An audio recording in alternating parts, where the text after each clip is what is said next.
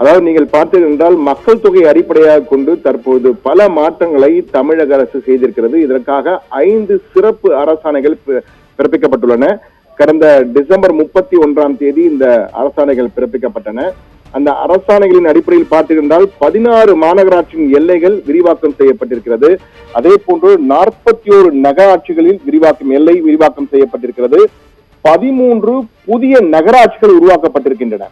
அது மட்டுமின்றி 25 ஊராட்சிகள் பேரூராட்சிகளாக தரம் உயர்த்தப்பட்டிருக்கின்றன.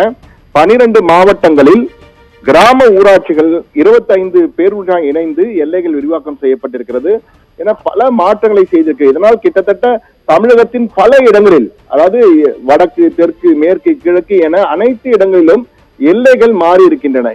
அந்தந்த ஊர்களின் எல்லைகள் மாறி இருக்கின்றன. என்னென்ன மாற்றங்கள் என்பது குறித்து தற்போது தெளிவாக பார்க்கலாம். முதலில் மதுரையிலே எந்தெந்த பகுதிகள் மாறி இருக்கின்றன, மதுரை மாநகராட்சியின் எல்லைக்குள் புதிதாக இணைந்துள்ளவை எவை என்று பார்த்தால், இணையும் பேரூராட்சி என்று பார்த்தால் பறவை பேரூராட்சி இணைகிறது. அதே போல நகராட்சி ஊராட்சிகள் என்று பார்த்தால் கருப்பாயூரணி, ஒத்தக்கடை, நரசிங்கம், காதக்கிணறு, அரம்பனூர், கொடிக்குளம், செட்டிக்குளம், கோவில் பாப்பாக்குடி, ஆலாத்தூர், பேச்சிக்குளம், விரகனூர், நாகமலை, புதுக்கோட்டை, கரடிப்பட்டி, ஏற்குடி, அச்சம்பத்து, துவரிமான், பெருங்குடி ஆகிய ஊராட்சிகளும் பறவை பேரூராட்சியும் மதுரை மாநகராட்சியின் எல்லைக்குள் தற்போது இணைந்து மதுரை மாநகராட்சியின் எல்லை விரிவுபடுத்தப்பட்டிருக்கிறது. எனவே மதுரையின் எல்லை புதிதாக மாறி இருக்கிறது. இந்த 16 மற்றும் 17 இடங்கள் இணைந்திருப்பதால் மதுரையின் எல்லை பகுதி தற்போது விரிவடைந்திருக்கிறது. அதே போன்று மதுரைக்கு அடுத்ததாக நீங்கள் திருச்சியில் எப்படி இருக்கு என்று பார்க்கலாம். திருச்சி மாநகராட்சியை பொறுத்த மட்டிலே ஊராட்சிகள் 22 ஊராட்சிகள் இணைக்கப்பட்டிருக்கின்றன.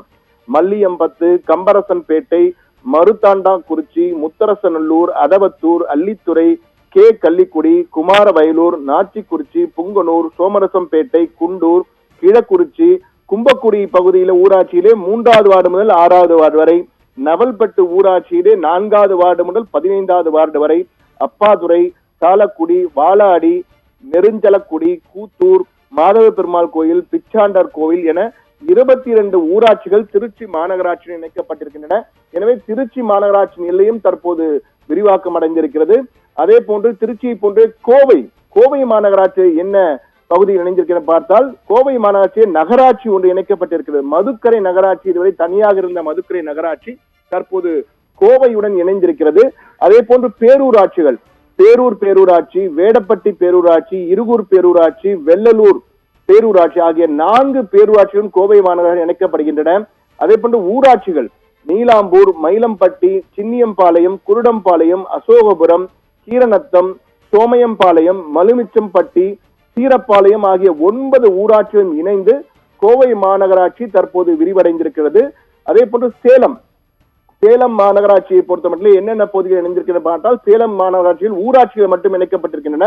5 ஊராட்சிகள் அமானி கொண்டலாம்பட்டி, செட்டிச்சாவடி, கொண்டப்பநாயக்கன்பட்டி, எருமாபாளையம், சன்னியாசிக்குண்டு ஆகிய 5 ஊராட்சிகள் இணைந்து சேலம் மாநகராட்சியின் எல்லை விரிவாக்கம் செய்யப்பட்டிருக்கிறது. அதே போன்று சேலத்தை அடுத்து நீங்கள் பார்த்தால் ஆவடி, சென்னை அடுத்து புதிதாக உருவாக்கப்பட்ட ஆவடி மாநகராட்சி பகுதியிலே பெருமையான அதிக பகுதிகள் கிட்டத்தட்ட 3 முக்கியமான நகராட்சிகள், சென்னையின் புறநகரில் உள்ள 3 முக்கியமான நகராட்சிகள் என்று பார்த்தால் பூவிருந்தவல்லி, திருவேற்காடு, திருநின்றவூர். இந்த 3 நகராட்சிகளும் இனி ஆவடி மாநகராட்சியின் கீழ் வருகின்றன. தனியாக நகராட்சிகளை இயங்கி வந்த பூவிருந்தவல்லி, திருவேற்காடு, திருநின்றவூர் ஆகிய 3 நகராட்சிகளும் ஆவடி மாநகராட்சியிலே இணைக்கப்படுகின்றன. அதே போன்று ஊராட்சிகள் என்று பார்த்தால் 17 ஊராட்சிகள் ஆவடி மாநகராட்சியிலே இணைக்கப்படுகின்றன. கருணாகரச்சேரி, நடுக்குத்தகை, நெமிலிச்சேரி, மோரை, பாலவீடு, வெள்ளானூர், அயப்பாக்கம், காட்டுப்பாக்கம், கண்ணப்பாளையம், சோராஞ்சேரி, பானவேடு தோட்டம், தென்னீர்குப்பம், நசரத்பேட்டை, பாரிவாக்கம், வரதராஜபுரம், அகரமேல், மேப்பூர் ஆகிய 17 ஊராட்சிகளும் 3 நகராட்சிகள் முக்கியமான நகராட்சிகளான பூவிருந்தவல்லி, திருவேற்காடு, திருநின்றவூர் ஆகிய 3 நகராட்சிகளும் 17 ஊராட்சிகளும் இணைந்து தற்போது ஆவடி மாநகராட்சியின் எல்லை விரிவாக்கம் செய்யப்பட்டிருக்கிறது. அதே போன்று சென்னை மாநகராட்சி, பெருநகர சென்னை மாநகராட்சி எப்படி இருக்கிறது, அதனுடன் இணைய போகும் பகுதிகள் என்னவென்று பார்த்தால் பெருநகர சென்னை மாநகராட்சி ஏற்கனவே பெரிதாக விரிவாக்கம் செய்யப்பட்டிருக்கிறது. தற்போது திருவள்ளூர் மாவட்டத்திற்கு உட்பட்ட அடையாளம்பட்டு மற்றும் வானகரம் ஆகிய 2 ஊராட்சிகளும் பெருநகர சென்னை மாநகராட்சியுடன் இணைக்கப்படுகின்றன. இதனால் சென்னை மாநகராட்சி மேலும் எல்லை விரிவாக்கம் செய்யப்பட்டிருக்கிறது என்றுதான் பார்க்க வேண்டியிருக்கிறது. இது மட்டுமல்ல, பல்வேறு ஊராட்சிகள் இணைக்கப்பட்டிருக்கின்றன. 12 மாவட்டங்களில் உள்ள கிராம ஊராட்சிகளை 25 பேரூர் ஆட்சிகளுடன் இணைத்து எல்லைகள் விரிவாக்கம் செய்யப்பட்டிருக்கு. ஏற்கனவே நான் கூறியது போல 13 நகராட்சிகள் உருவாக்கப்பட்டிருக்கின்றன. 13 நகராட்சிகள் பெயர்கள் என்று பார்த்தால் சங்ககிரி, கோத்தகிரி, அவினாசி, பெருந்துறை, கவுந்தம்பாடி, போலூர், செங்கம், சூலூர், கன்னியாகுமரி, அரூர், மோகனூர், நாரவாரிக்குப்பம், வேப்பம்பட்டு ஆகியவை எல்லாம் புதிய நகராட்சிகளாக உருவெடுத்திருக்கின்றன. இவை அனைத்துமே கடந்த 31ஆம் தேதி சிறப்பு அரசாணையின் மூலமாக அரசு வெளியிட்ட தகவலிலே வெளியாகி இருக்கிறது. அந்த அரசாணைகள் இருந்தால் இது மட்டுமல்ல, நகராட்சிகள், பேரூராட்சிகள், ஊராட்சிகள் என அனைத்து இடங்களிலும் பல இடங்கள், கிட்டத்தட்ட தமிழகத்தில் மொத்தம் 124 இடங்களிலே எல்லைகள் விரிவாக்கம் செய்யப்பட்டிருக்கிறது. இந்த எல்லைகள் என்னென்ன, நம்ம ஊரின் எல்லை பகுதி என்ன என்று அறிவதற்கும், எந்த பகுதியில் எந்த இடத்திலே இணைந்திருக்கிறோம், மாநகராட்சி இணைந்திருக்கிறோமா, பேரூராட்சியில் இணைந்திருக்கிறோமா அல்லது நகராட்சியில் இணைந்திருக்குமா என்பதை அறிவதற்கு நாங்கள் சிறப்பு அம்சமாக ஒரு QR கோடை கொடுத்திருக்கிறோம். இந்த QR கோடை உங்கள் மொபைல் ஸ்கேனில், உங்கள் மொபைல் செல்போனிலே நீங்கள் ஸ்கேன் செய்தால் உங்கள் ஊருடைய தொடர்பான அரசாணைகளை பார்க்கலாம். 5 அரசாணைகள் வெளிவரும்.